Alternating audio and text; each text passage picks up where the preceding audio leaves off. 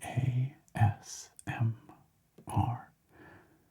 nerd, and welcome to our Patrons Pick / Members Choice video for April 2023. The topic of this video was selected by our RØDE and higher tier patrons and YouTube channel members, and I really appreciate them selecting and voting for this topic because I think this is going to be really fun and interesting.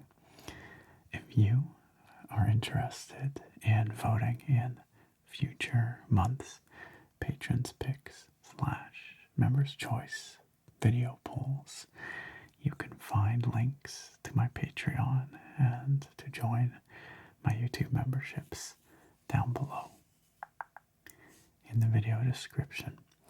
This is but one of the perks that those patrons and members receive. Other things include getting credit in my videos, getting extra special spoken shoutouts at the RØDE tier, and of course, early access to my weekend videos every week. So, a big thank you to our wonderful patrons for their very kind support. They help me keep doing what I love with this channel and allow me to have some independence from sponsors and YouTube ad revenue and that sort of thing. So I really appreciate them, and I appreciate them voting for this topic. This topic being fossils. Fossils, as you can probably see here. I love fossils. I have since I was a little kid. You know, the stereotype of the dinosaur kid who just is obsessed with dinosaurs. That was me. I loved dinosaurs, but fossils more broadly. All kinds of ancient life. I just found so cool and fascinating. I watched The Land Before Time just untold numbers of times. But beyond just sort of the pop culture fascination with dinosaurs and fossils, I actually had fossils as a kid because my father collected and still does collect fossils, and is quite knowledgeable about many different kinds of fossils. So anyway, it's something I've always been interested in, and yet for some reason this is the first time I've ever done a fossil video on the channel. And that reason might be because despite loving fossils and being fascinated with ancient life, I never really had that many. I had a handful growing up, some plant fossils, a mastodon tooth, a coprolite, which was a piece of ancient dinosaur poop.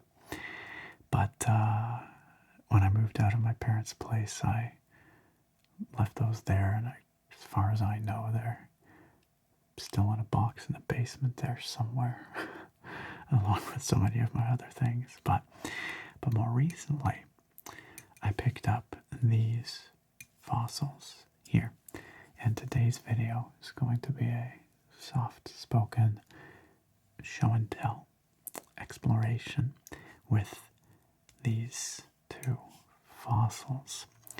What we have here is an Ammonite and a Trilobite.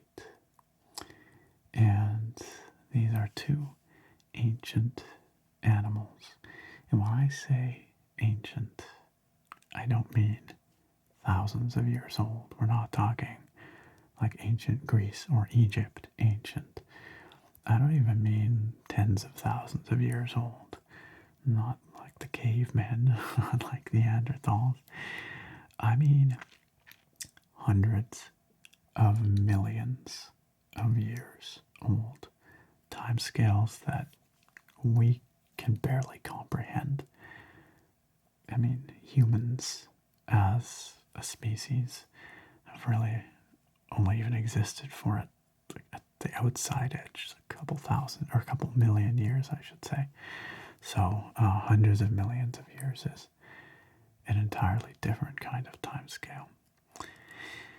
So let's start with the Trilobite, and then we will get to the Ammonite. So these are genuine fossils. They are real specimens, fossilized ancient animals. And fossils are, of course, the remains of ancient creatures that are preserved in such a way, or buried in such a way, I should say, that they are preserved by being mineralized. So they basically turn to stone. But in that form, they can last for hundreds of millions of years. Many ancient creatures, most ancient creatures, would have died and then rotted away or been scavenged or smashed or what have you. It takes very specific conditions for a fossil to be preserved and left intact for hundreds of millions of years. So right off the bat, these are pretty special objects. It's pretty amazing to imagine, or to not imagine, to know that this little guy right here, this little piece of stone, was once a creature that roamed around on the bottom of the ocean and would have, scavenged and burrowed and lived its life so long ago. It is literally a piece of our planet's history. Now, trilobites are very cool little creatures. They were one of the most successful groups of animals in the history of Earth. They first appear in the fossil record about 520 million years ago, at the time of what we call the Cambrian explosion. And that wasn't a violent explosion. It wasn't a volcano or a meteor. It was rather an explosion of life, because it was around that time that there was a huge increase in the diversity of life forms on Earth. And the vast majority of the lineages of animals that exist today arose during that time, during the Cambrian explosion. And that is when these little trilobites first appeared. And they rapidly diversified into many different forms. Thousands of species have been identified from the fossil record. And they lived as a species for hundreds of millions of years. Trilobites persisted for about 270 million years. Again, when you consider that anything close to anatomically modern humans has only existed for at most a couple of million, 270 million years is a long time for a species to exist, to thrive. They eventually went extinct at the end of the Permian period, which is known as the Permian extinction. This was a massive extinction event on planet Earth, where a huge proportion of of the species disappear from the fossil record. By some estimates, something like 60 to 80% of all species on Earth perished, went extinct at the end of the Permian. And that is also when our little trilobites ceased to exist. But over those 270 million years of their existence, a lot of trilobite fossils were created, were deposited and formed because there were so many of them. Like I said, they were one of the most successful dominant life forms of their time. So, trilobites were marine creatures. They lived on the bottom of the ancient oceans, and they lived as scavengers or predators. And they would, scoot their way over the mud, the sediment at the bottom of the ocean, or burrow their way into the mud as well. And this specimen here actually illustrates quite well why they were called trilobites. They're called trilobites because they are comprised of 3 lobes. 1, 2, 3. Trilobite. Trilobite. 3-lobite.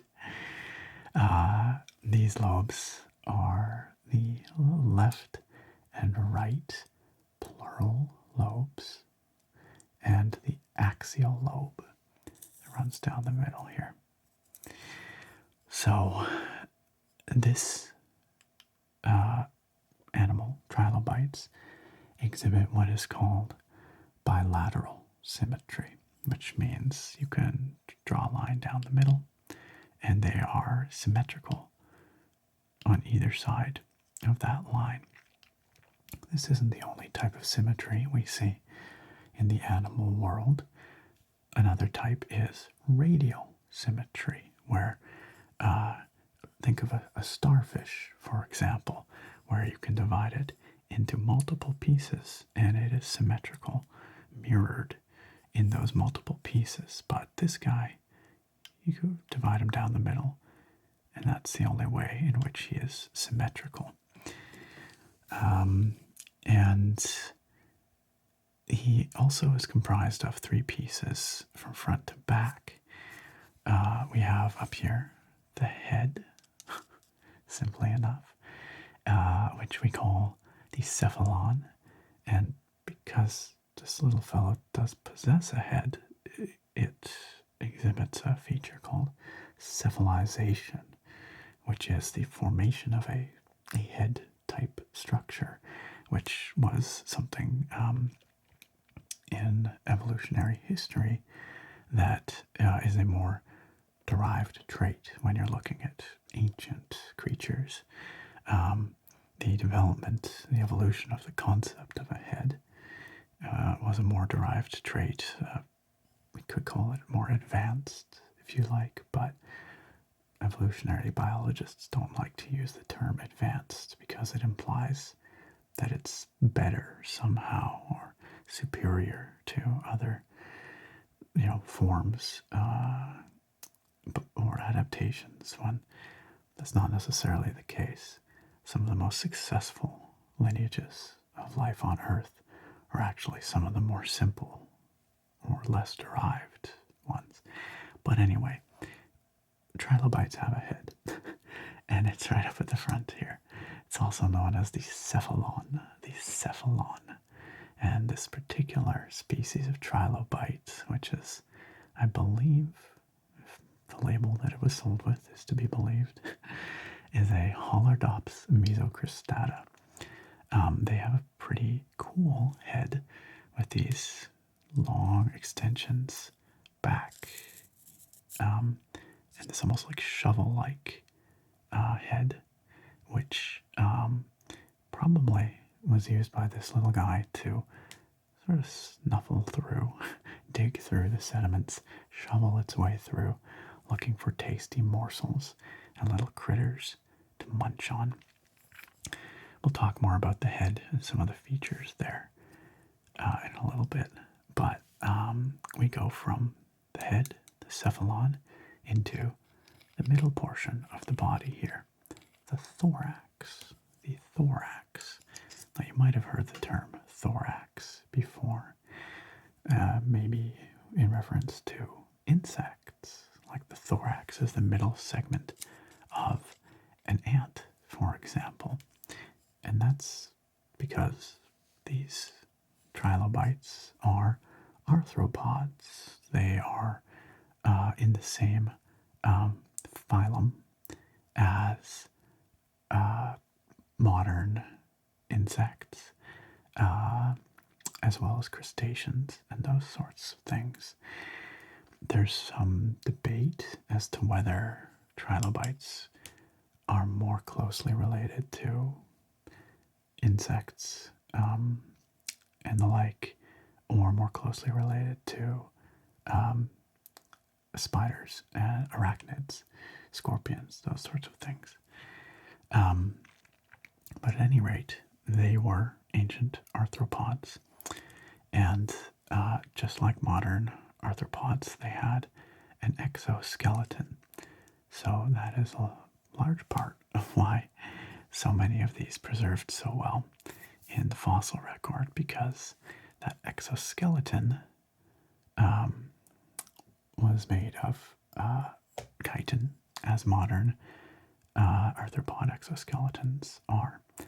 And that chitin preserves quite well when buried and fossilizes quite well. And so there are actually many trilobite fossils out there, which is one of the reasons why I have one, because they're common enough that you can purchase them, and they're not some one of a kind specimen. So we have a thorax here in the central section, and then this piece from here back is the tail, also known as the pygidium. I don't know why it's called a pygidium, but it is effectively the tail.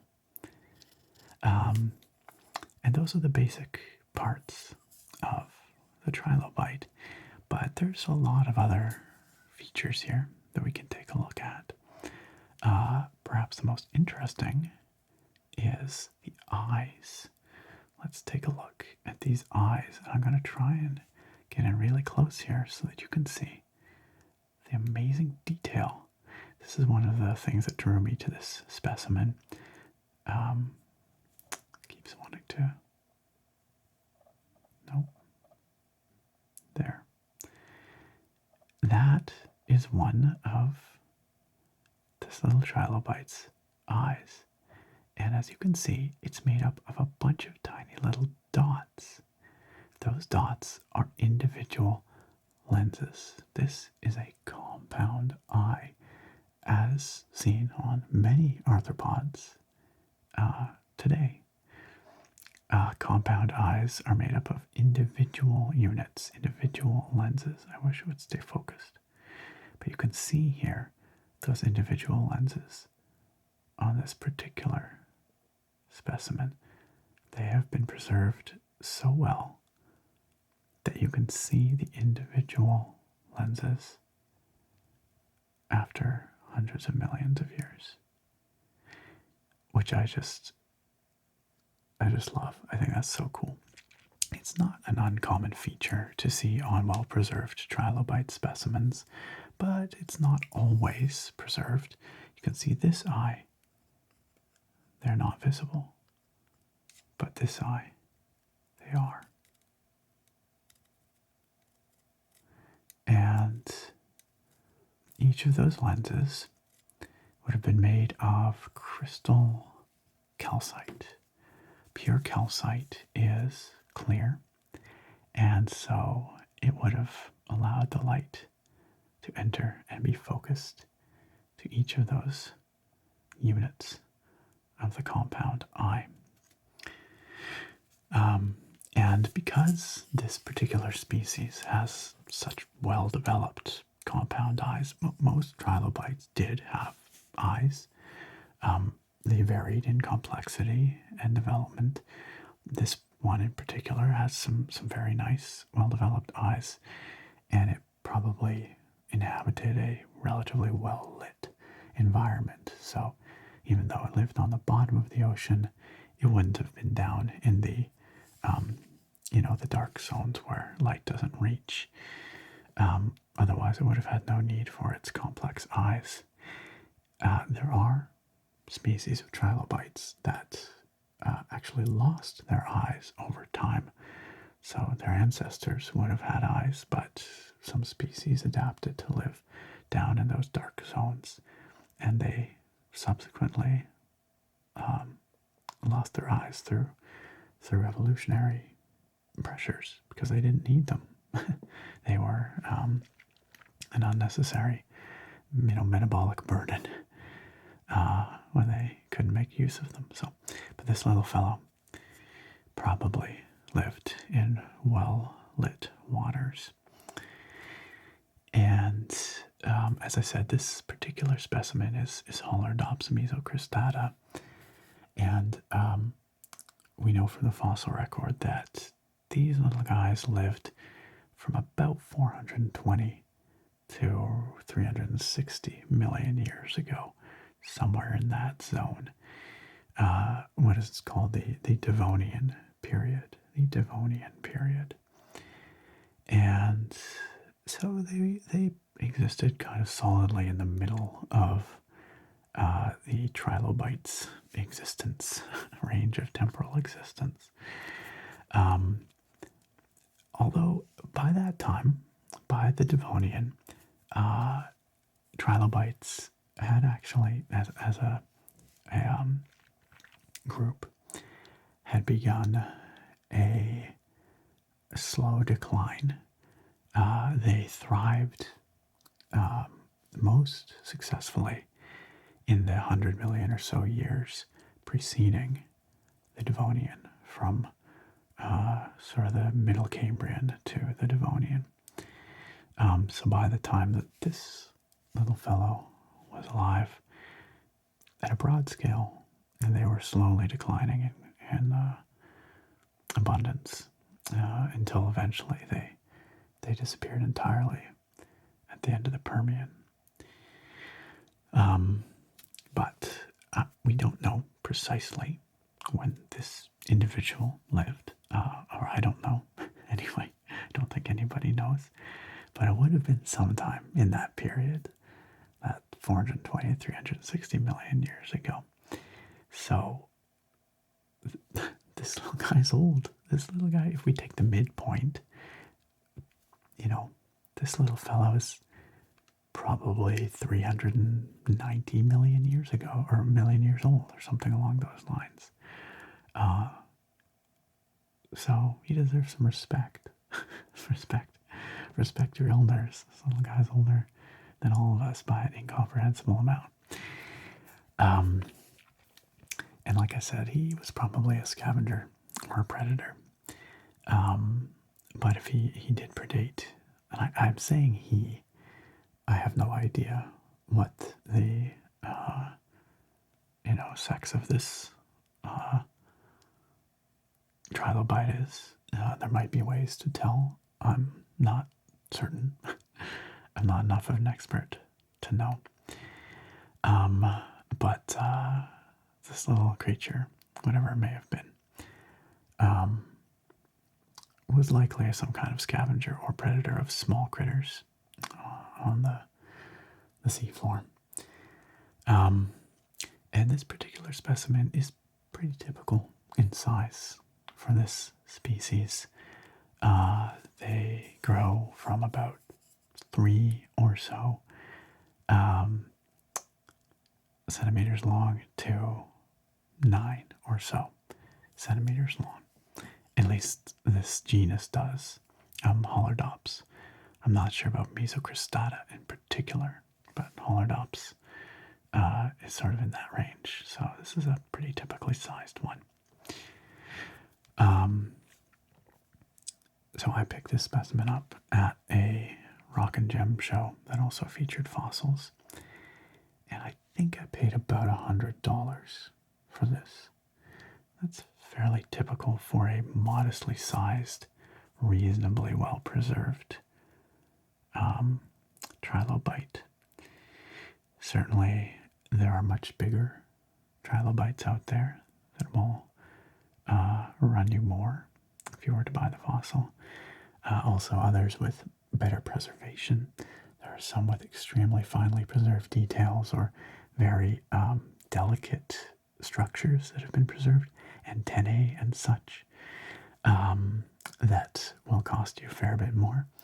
Or fossils that have, nicely posed trilobites. They can go into the many thousands of dollars for really choice specimens.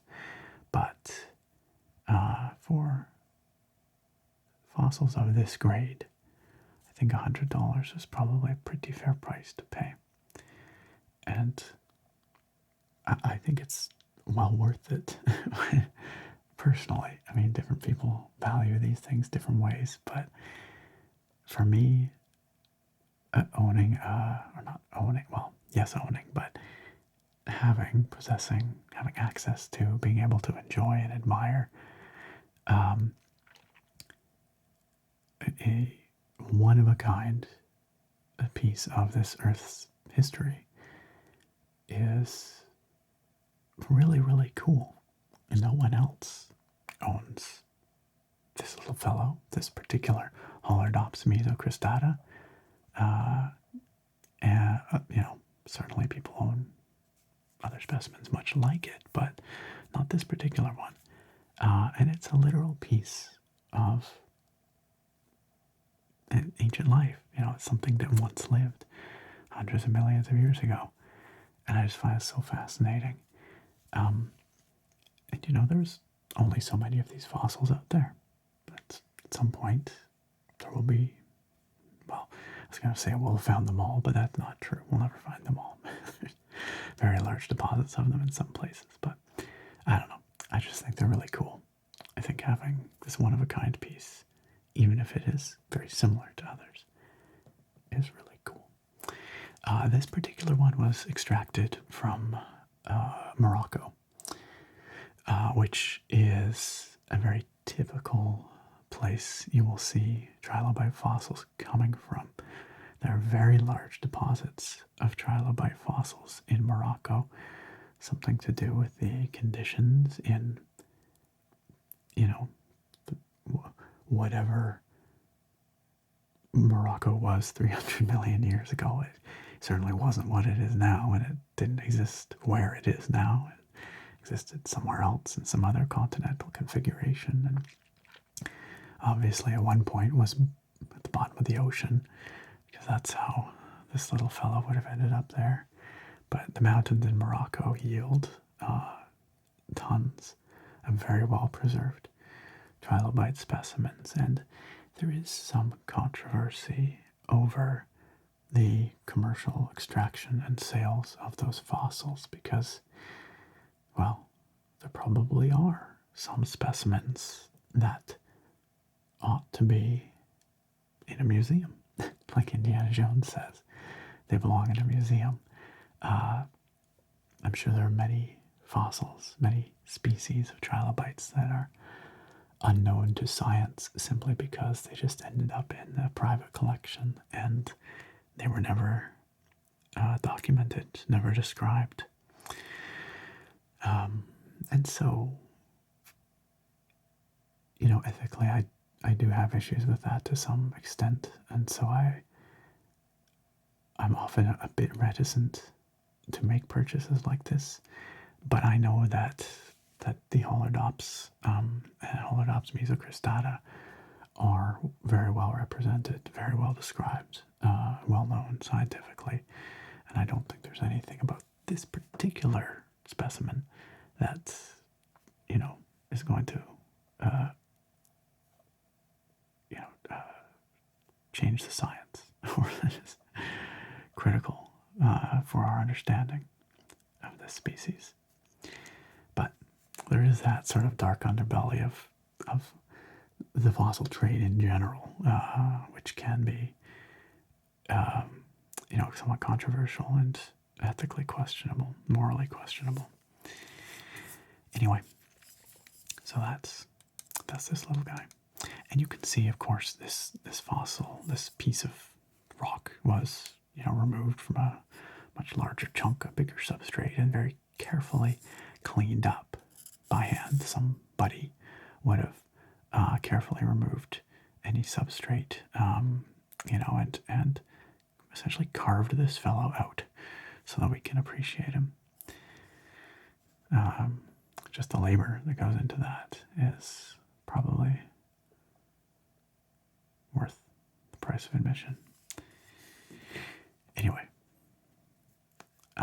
not that I know that much about fossil prep.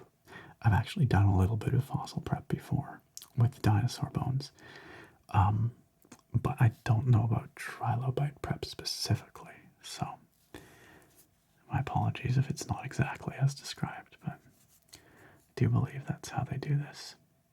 You can see there's, well, maybe you can't see, but there's even fine detail up here on the front of the head. I wish it could focus a little closer, just a little closer, but you can see there's sort of pits and creases. For something that is so bloody old, this little guy preserves a lot of its character, Like, he's got a lot of character, or she's got a lot of character. And I think that's really cool, too. They're fascinating little creatures.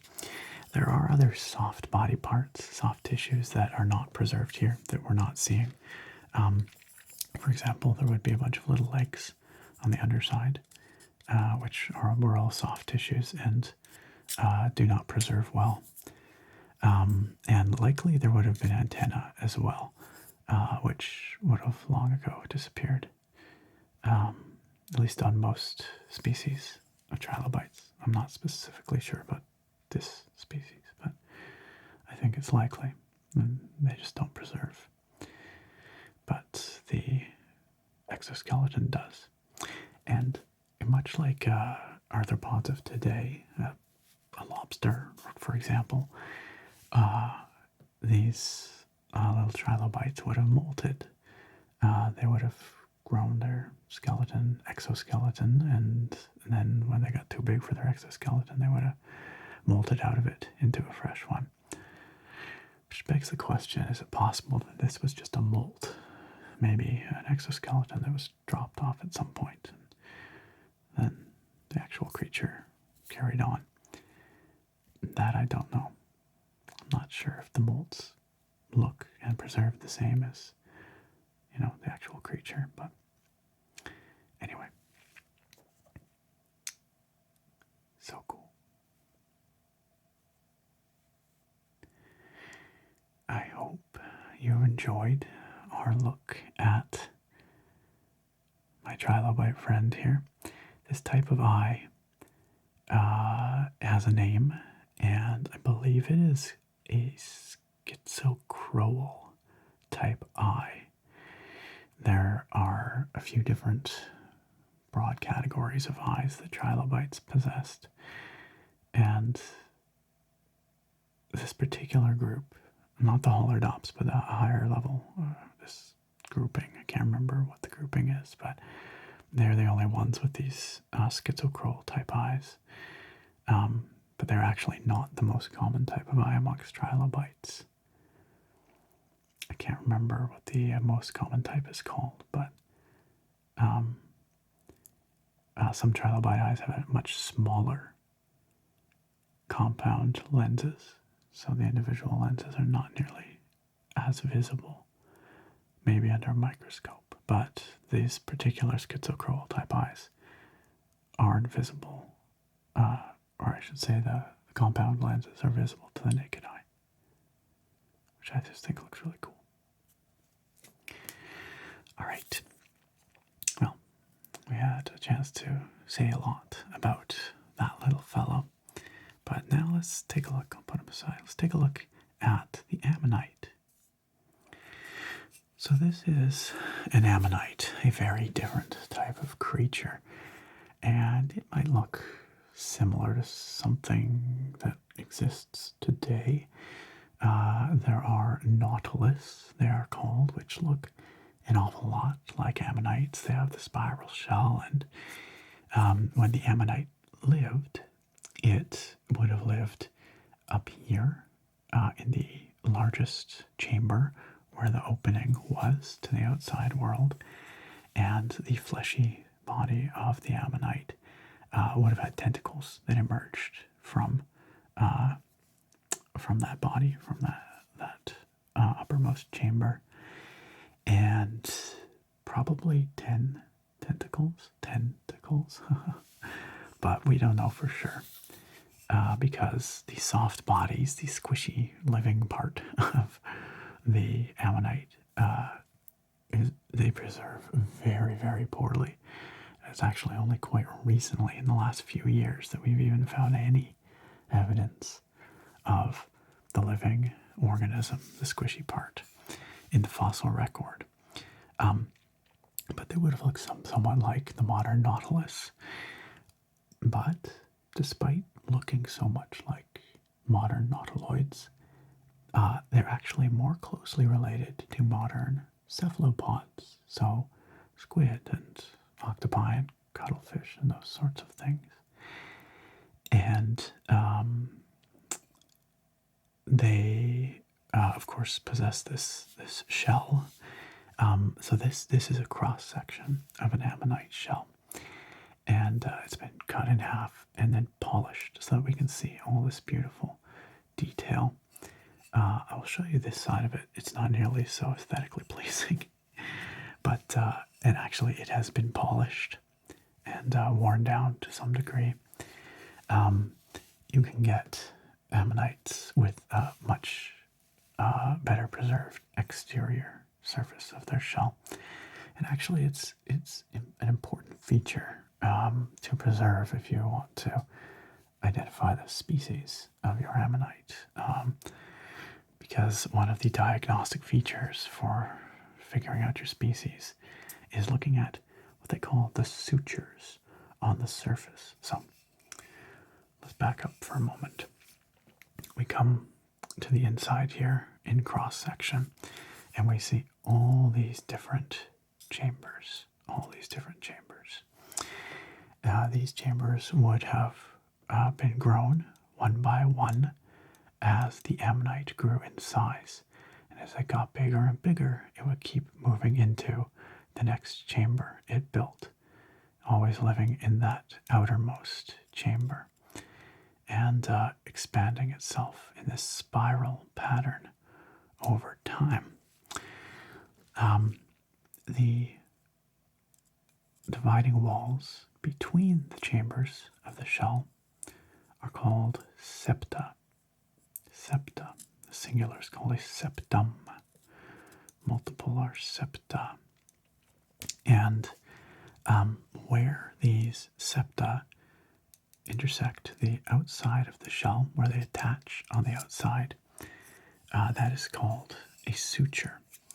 And on a better preserved exterior, you could see a very, well, ranging from a simple to complex pattern where those septa intersect the outer shell. And the suturing pattern is diagnostic. It helps categorize the ammonites into 3 major categories, but also helps to identify them down to species. And it is unfortunate that we can't see the suturing here because it can be quite beautiful in its complexity. But we can see what might be traces of suturing. This kind of patterning here.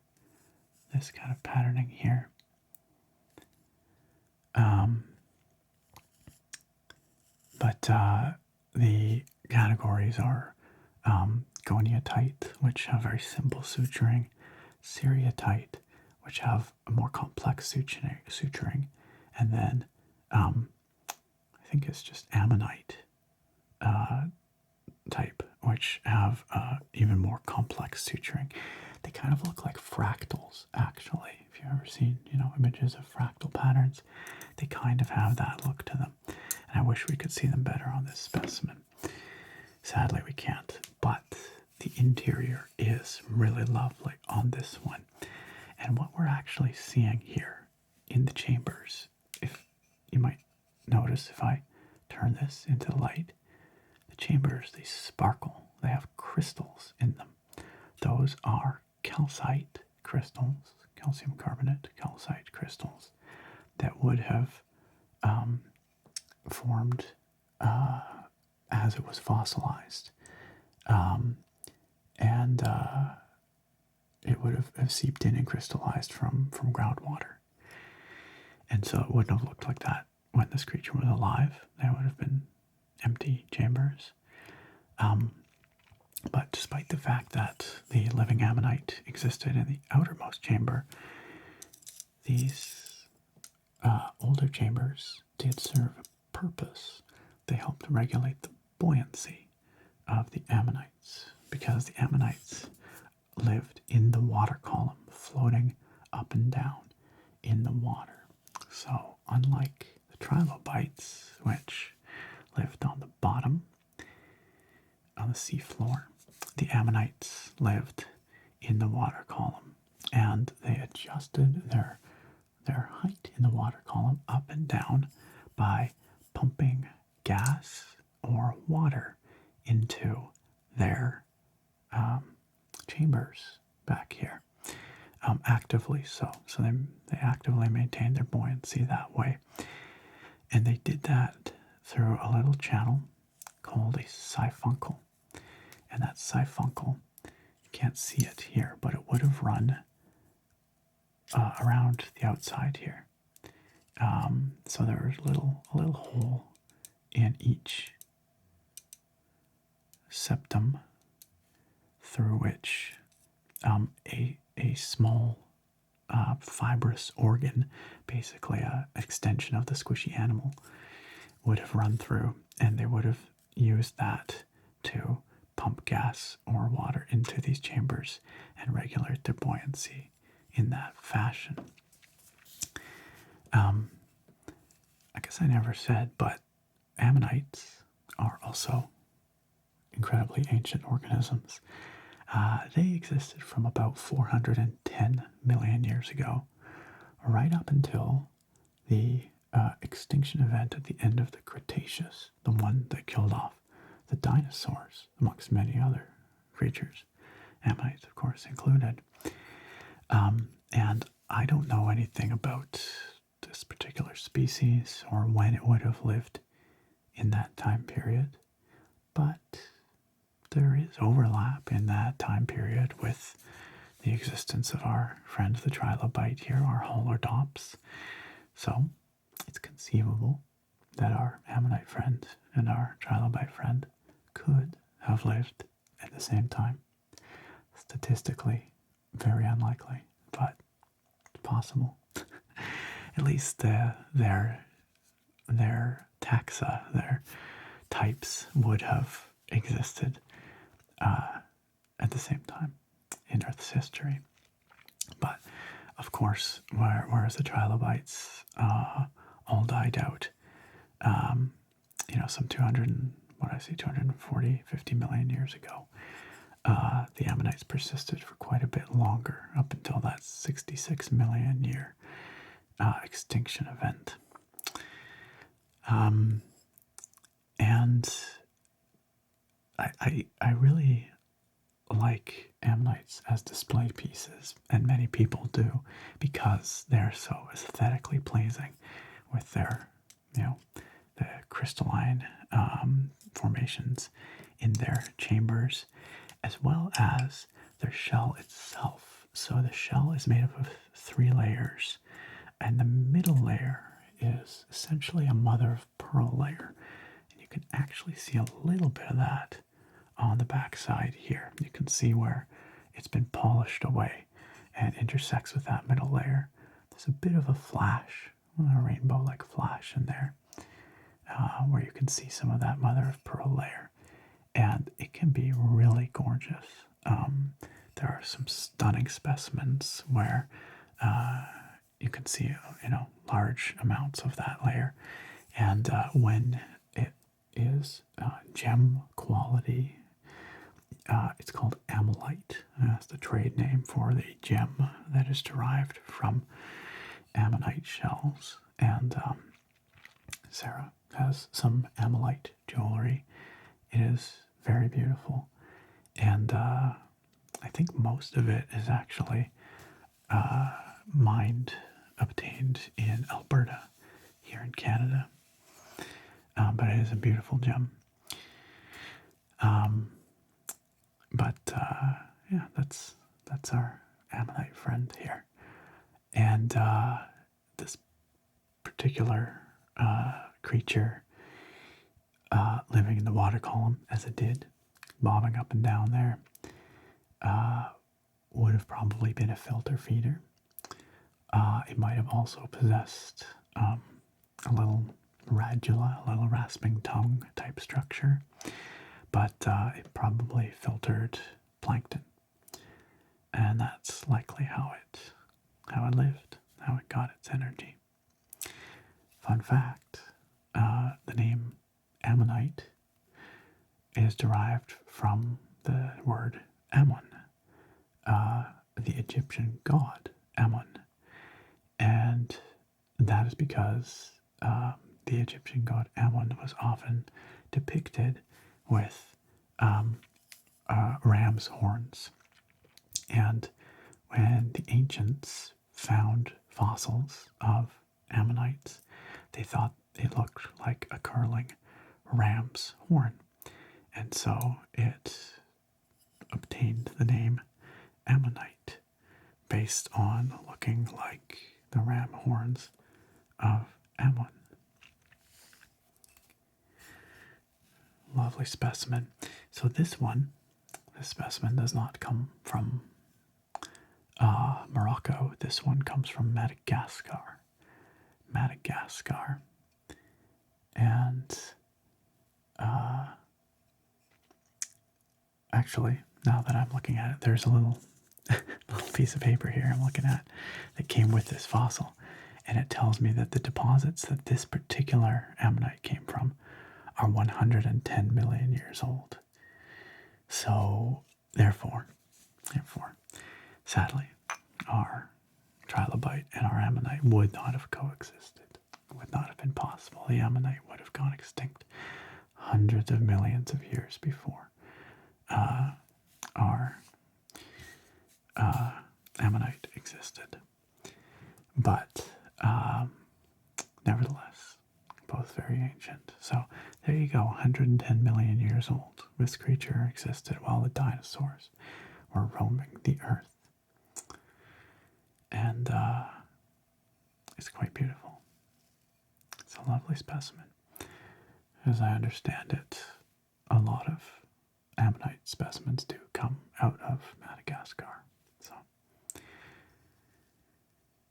somewhere somebody has the other half of this, right? Because it would have been sliced in half and you would have two halves. But it was sold as just an individual, separate half. I think I paid $80 for this. And bear in mind, these are Canadian dollars. Not that it makes a big difference, but which to me is an excellent price. I think I'm no expert, but for the quality of this ammonite, for the beauty of the calcite crystals in there, and the size of it, and the preservation of the interior, I think that $80 is a fantastic price. You can't see it here, but the way I have it displayed normally, I actually have a light behind it, and it does shine through. This is semi-translucent, so it actually kind of illuminates the calcite crystals from behind, at the narrow edges anyway, where it's thinner. It's really quite pretty. And that's my fossil collection as it exists right now. Like I said, I don't have many. They are obviously indulgences, dropping $100 or more or whatever on an old rock is not something that everyone has the privilege of doing. And it's not something I can often indulge in, but when I have the opportunity these days, I like to at least look and see what's available. So, and I was won over by these individuals because they're just so cool. They're just so cool. I just love having a little piece of the Earth's history here. Like I said, that dates back to my childhood and, the example set by my father. And then, of course, in university, I took a lot of biology in my undergraduate courses, as well as some Earth history. So learned a lot about phylogeny, evolution, classification, and these sorts of things, and the biology of these creatures and their descendants. And then as a grad student, I taught some earth science labs. And so I taught about these creatures and others to undergraduate students. So not that I'm an expert in them, mind you, but that's the trick. That's the trick. As a lab instructor, a TA, you just got to stay one step ahead of the kids, of the students. That's all.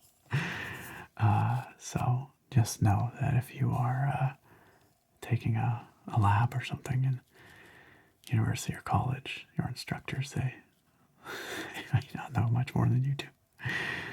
It depends on the instructor, of course. But anyway, I did teach about these things and got to handle a lot of specimens and learn a bit more about them. So anyway, gosh, I guess I better wrap this up.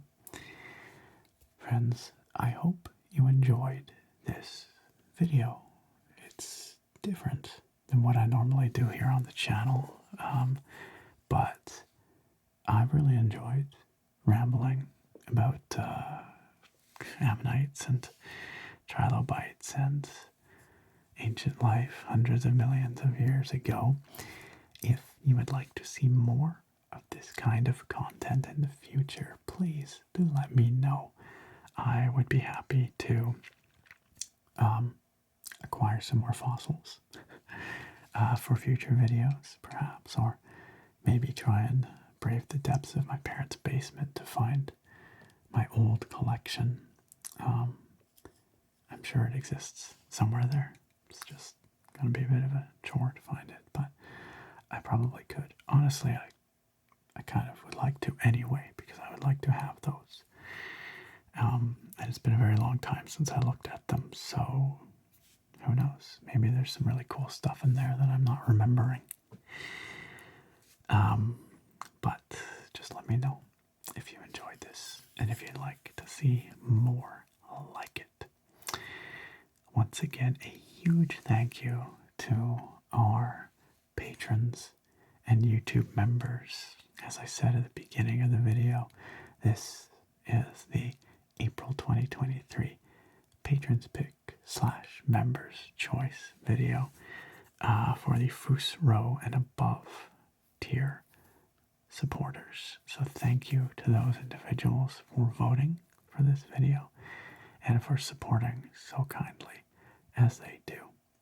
I will remind you once again that if you, dear viewer, are not already a patron or member, but you would like some of those fun exclusive perks, such as early access to my weekend uploads, voting in these sorts of patrons picks, then you can find those links down in the video description. And that support really, really does help me an awful lot. So if you like what I do, please consider it. And I hope you enjoy the perks if you do. friends, thank you again for being here, for watching, and I look very forward to having you back here next time. Farewell for now. And amongst all those special perks that I mentioned for our supporters on Patreon and YouTube memberships, there's one particular perk received by one particular tier that is a special spoken shout out in every video, and that is for the RØDE tier. Our RØDE supporters for this video are Rango Steel, Blacktooth Bob, Angel Garcia, Drummer Brit, Jake Luffney, Dragoon88, Captain Vanquisher, and Ragnar Ragnarsson. A huge thank you to our RØDE tier supporters for their generosity, and to all of our patrons and YouTube members for their support. Once again, if you are interested in getting some of these exclusive perks and supporting what I do here on the channel, be sure to check out the links down below in the video description.